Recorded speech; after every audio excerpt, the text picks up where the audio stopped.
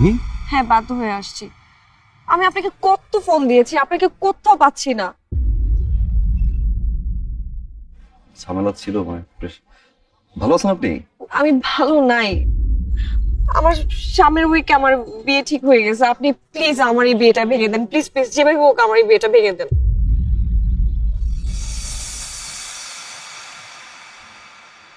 এখন আর পাগলামি করার বয়স আছে?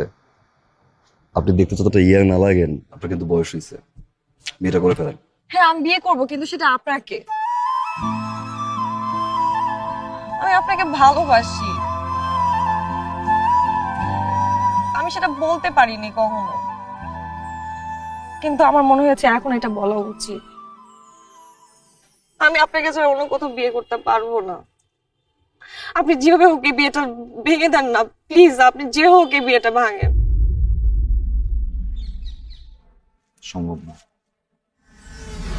সম্ভব না মানে? আমি জানি আপনি আমাকে ভালোবাসেন। ভালোবাসা হচ্ছে এক ধরনের ফ্যান্টাসি, আর এই ফ্যান্টাসি মাঝে মাঝে রিয়েলিটির কাছে হেরে যায়। আমার রিয়েলিটি হচ্ছে আমার মা, আমার বাবা, আমাদের সংসার।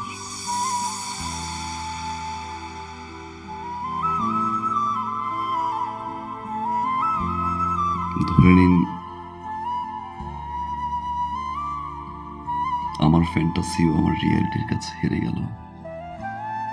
আমি আসলে এই মুহূর্তে বাবা, মা, সংসার এর বাইরে কিছু ভাবতে যাচ্ছি না। সরি, আপনি বিয়েটা করে ফেলেন।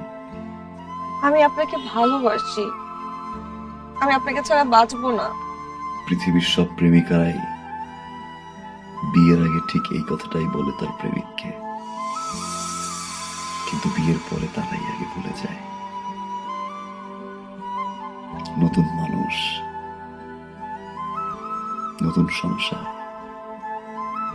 নতুন স্বপ্নের ঘরে সবকিছু ভুলে যায়।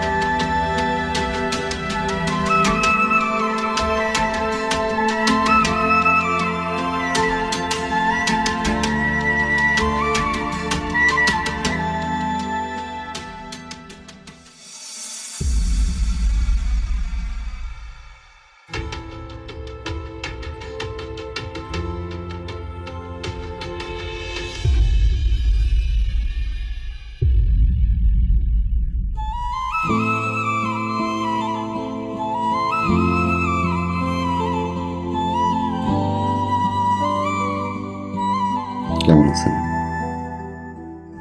ভালো। আপনি?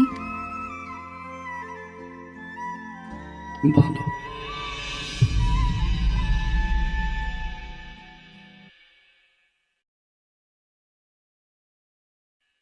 এটা রাখো ভাইয়া। এটা কি? 1.5 লাখ টাকা। 1.5 লাখ টাকা?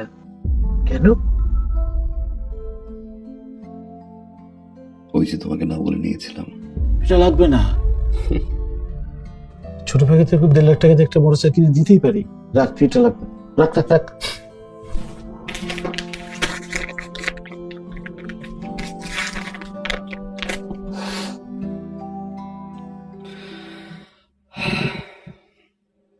থ্যাংক ইউ ভাইয়া,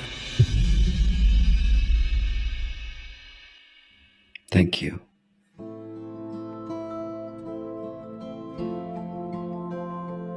তোমার কাছে এটা 1.5 লাখ টাকা হতে পারে,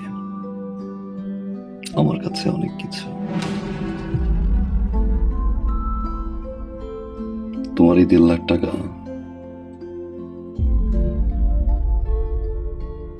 আমার এই জীবনের মোড় ঘুরিয়ে দিয়েছে ভাইয়া।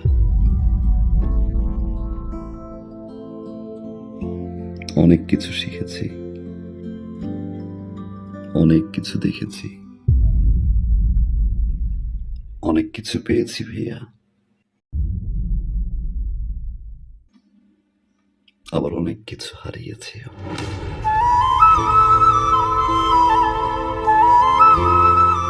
এতদিন পরে এসে আমার মনে হলো এই টাকাটা তোমাকে ফেরত দেওয়া উচিত,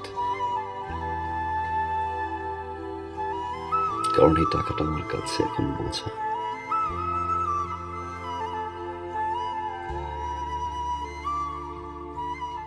রাখো ভাইয়া, বাবা মায়ের জন্য দোয়া করবা। আসি ভাবি। বসবি না, কিছু খাবি?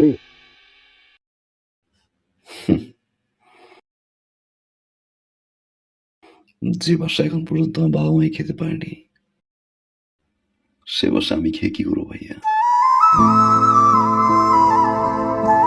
ভালো থাকো।